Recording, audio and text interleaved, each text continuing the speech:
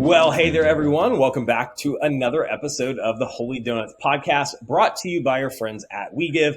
If you are looking for the world's best donor experience, donor portals, checkouts, engagement features, go check out WeGive.com. They are the sponsors of this episode, and we are so grateful for them. Another person I'm grateful for is my new friend, Chris McGown. Chris, how you doing, man? I'm fantastic. Thank you so much for having me here today. Yeah, absolutely, man. Chris joined us from, I'm always going to butcher it. I know some people I say Louisville, but then I've been told by so many people, no, it's Louisville. I don't even know. So thanks for joining us. Yeah, you tell us.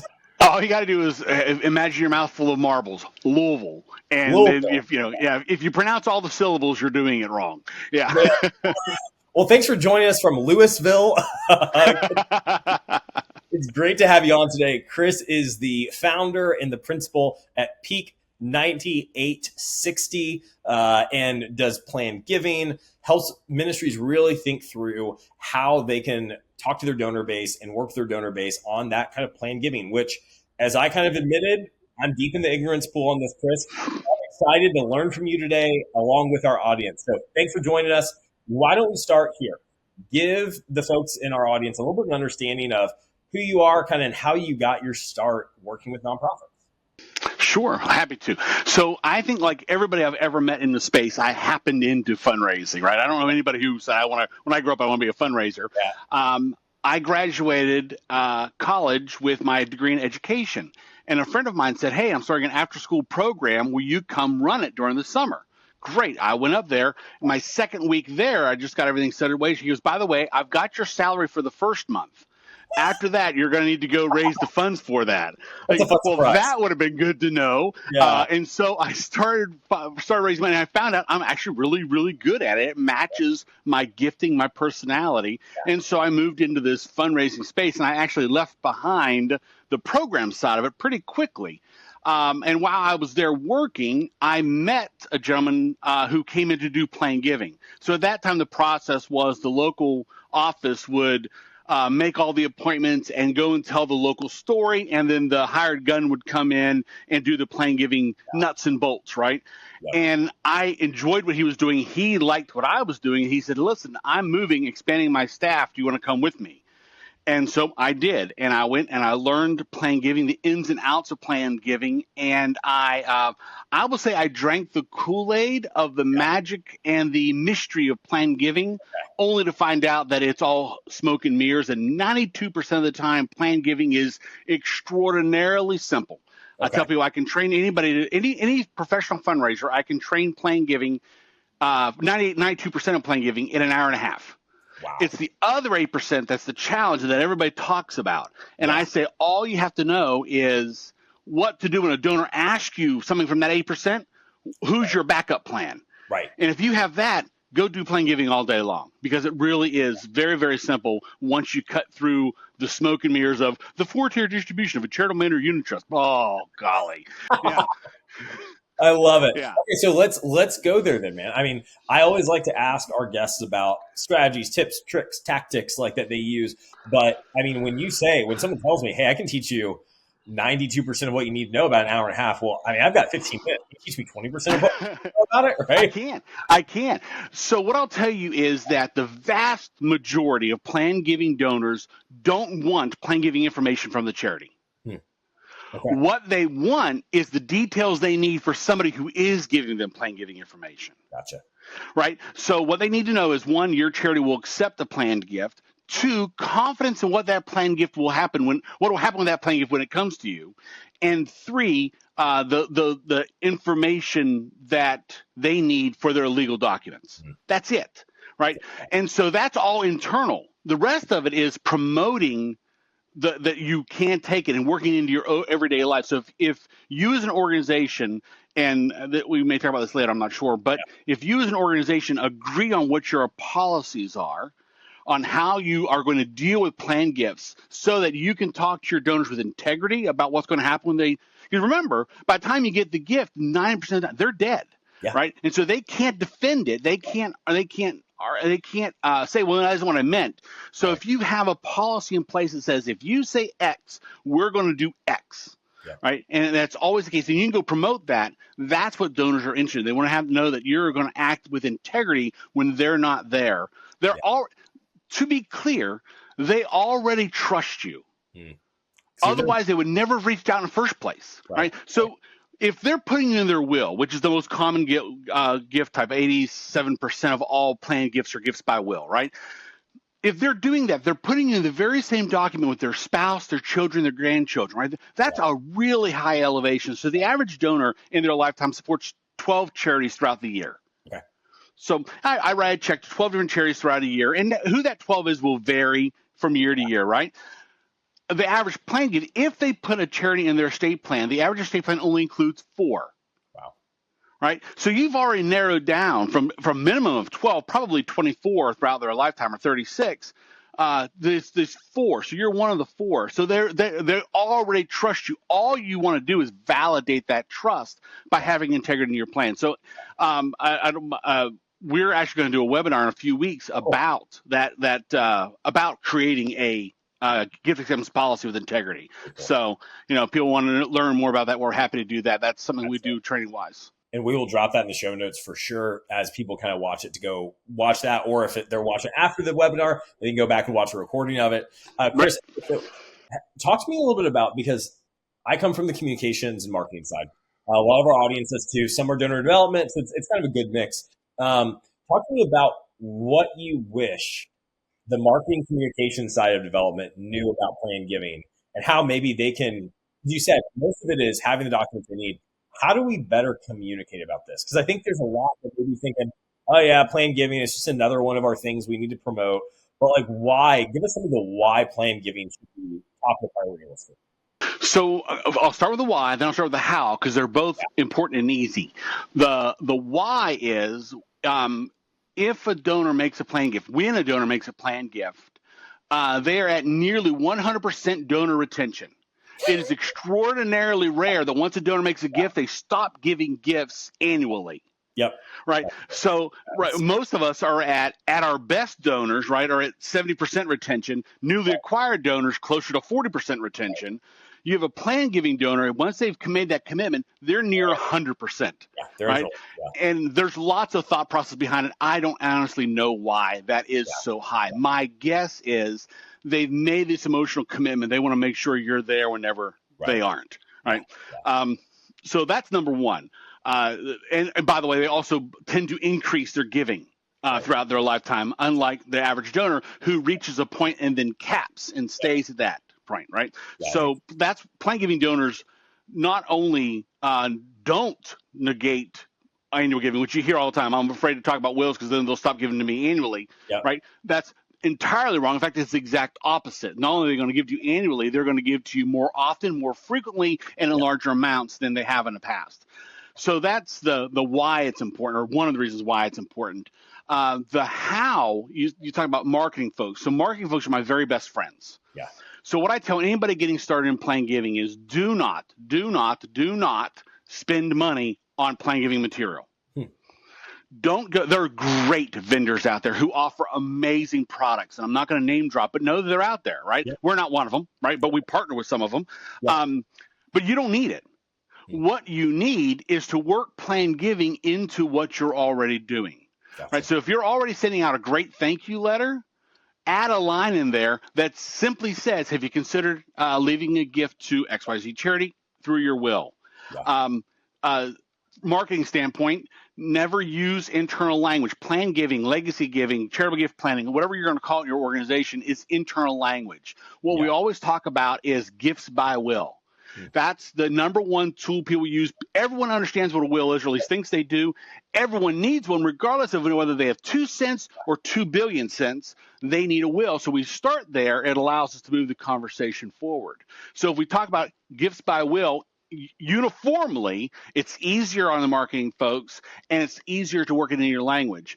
You can do it anywhere. It's a box on your newsletter. It is working it into a story. If you have a donor who made a gift, working it into a story about the donor. If you have a gift that came in, ultimately, how did that gift get used? What you're already doing, what you're already talking about, just add it every once in a while. Don't do a social media post just on plan giving. Yeah. Initially. Yeah. Work it into the language you're already using, right? If you have your ways in which you can support your organization, right? Your monthly gift, your immediate gift, your gift of appreciated securities, and a gift through your will, right? Work it into what you're already doing so that you're not spending money on things that you're not ready to deal with yet. Let's get the word out there. Depends on the study you see. Our study says 20%. Russell James has a study out of Australia that says 70%. So it's in there somewhere. Of the time when you get a gift by will, you had no knowledge of. They're not on your donor file. They have no record of. They've never volunteered with you here. So it's an entirely new gift. Wow. So we always say, don't try to isolate your donors. Don't try to figure out what donor is going to respond. Yep. Talk to everybody, and then have a plan for how you're going to respond for those who raise their hands. And assume that the vast majority of people are never going to raise their hand, right? Because you've given them what they need. The gift's going to come through. Great. You win. Yeah. Don't worry about whether or not they raise their, oh, well, we didn't, only 5 people responded to this mailing. Who cares? 25 got what they needed and went and talked to their attorney. That's awesome. I love it. Okay, so let's go. We just went really kind of micro on plan giving, which is great. That was the goal, right? Let's go super tactical. Let's go macro level on what you're seeing for ministries and nonprofits. What's a trend that's got you excited, and what's one that's got you a little bit nervous? So let me give you an answer that fits both of those. Okay, I love it. Donor advised funds. Okay. So donor advised funds are very exciting. They are opening up opportunities that we've never had before. So we're seeing donors use them both in their annual giving and major giving, as well as in their planned giving. We're seeing donors try to function like a pseudo family foundation. We're seeing donors help teach philanthropy to their children and grandchildren through these tools. So it's really, really exciting what's there. It's also really, really concerning because, one, the nonprofit community has not embraced donor advised funds. Yep. There's a couple of reasons. One is one of the reasons donors love it is anonymity. Nonprofits hate anonymity. People like me who lived with a goal their whole career. I do all this work, and then you make a gift through the Sunshine Joy Donor Advised Fund, and I can't connect it back. I don't get production credit for it, right? So the nonprofit world is going to have to really change how they're doing, how they market, how they manage people and staff. But that's a whole different conversation. The other thing that's a little bit concerning is really the IRS is taking a look at donor advised funds, and they've got some proposed changes that will really put a chilling effect on some of the things that donors are doing to deal with the 1%, less than 1% who are abusing it. Gotcha. They're going to hurt the 95, 99% who are really doing it and extremely well. So I would say to you, it's both exciting because donors once they understand it, really embrace it, and it opens up a world of opportunities for us as nonprofits. But it's really concerning because it isn't our model. We're having to learn a new system, and we don't change very well. No, sometimes it takes a little while. Shocker. Well, hey there, Holy Donuts listeners. Ever feel like your nonprofit's donor experience is like a jelly-filled donut with no jelly? Well, don't fret. We found the jelly to your donut dilemma. Enter WeGive, the software tool that's like the cream filling to your eclair, or should I say the glaze to your donut. With WeGive, you're not just taking a donation, you're rolling out a red carpet for every person who gives to your organization. And with WeGive, you get an incredible donor portal, events, pledges, surveys, segmentation, on and on we could go on the features. And those checkouts, though, smoother than my attempt to make homemade donuts, which let's just say didn't quite rise to the occasion. See what I did there? With WeGive's innovative engagement tools, your donors won't just feel the love, they'll be coming back for a second. Because nothing says thanks for your dough better than a world-class experience. So if you want to sprinkle some extra special magic on your donor relationships, check out wegive.com. Okay, so you've been in the industry a while. I'm not going to say how many years, but a few years. A few. And so what articles, what resources, what blogs, podcasts, what do you love to recommend for people to learn about planned giving? Feel free to just completely give free publicity to any resources you but what are some of the resources you recommend to folks? So there's a couple of things. Well, of course, Holy Donuts, right? It's a great podcast. Definitely learn all about it. For those who are in the same walk that we're in, right? There's a book called The Spirituality of Fundraising by Henry Nguyen, right? It's been forever to go. There's actually a workbook version of it. So if you haven't gone through that, that's an amazing resource. Mark Pittman, who's a fabulous guy, wrote a book called Ask Without Fear. It's a phenomenal one. For people who are in the major giving sector or communicating with major donors, there's a book that's been around for, probably 30 years, maybe even longer, called The Millionaire Next Door. It's certainly not a Christian based, it's a mainstream based. And that's a great one to help you understand the psychology of who our most likely donors are. So those are 3 books I'd recommend. As far as general information, I don't always agree with Claire Axelrod, but she shares a lot of amazing information and tips from a planned giving standpoint. Tony Maggioni offers phenomenal resources, and I would encourage anybody who wants to do planned giving on their own.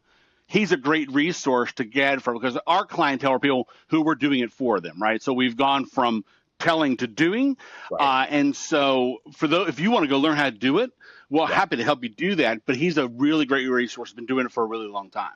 So helpful, Chris. Really appreciate those resources. We'll link to all those in the show notes. LinkedIn profiles for those folks. If they've got websites, we'll have our team find them and put them on there. So if people do want to connect with you, if they want to connect with your company, if they want to learn more about what you all do, what's the best way to reach out to you? What's the best way to get in touch? Always the website it's Peak 986, so PEAK 9, the number 9860.com. Peak 9860 on LinkedIn. Christopher McGown is because the last name's spelled MCGOWN, no A in or E in there. It's unique. It's easy to find me on LinkedIn, and I'm happy to connect. And for those who still use Twitter, I'm on Twitter as well. I love sharing information about planned giving. Because I want to get people excited about it. If we get people excited about it, they're going to understand its value and its importance. And what my goal is to pull back the curtain. It's not scary. It isn't scary. 98 or 92% of the time, it's super duper easy. And all you need is a lifeline for the other 8%, right? Your board member will be happy to do that, but you're normally on your board, you've got someone who can serve as that lifeline. So don't be afraid. Step out and go do it and start talking to your donors about what, to be clear, somebody else is already talking to them about. Absolutely. Especially if they're college graduates, the colleges have very robust planned giving programs. And if the University of Maine, where my son is going, is talking to them, I want darn sure my nonprofit's talking to them too, so they know Maine isn't the only one they can give to. Absolutely. Chris McGown, thank you so much for taking the time, brother. This is a lot of fun. Look forward to having you back at some point in the future. And until then, enjoy it up there in Louisville. Thank you so much. You did a great job on that, Matt. Appreciate it.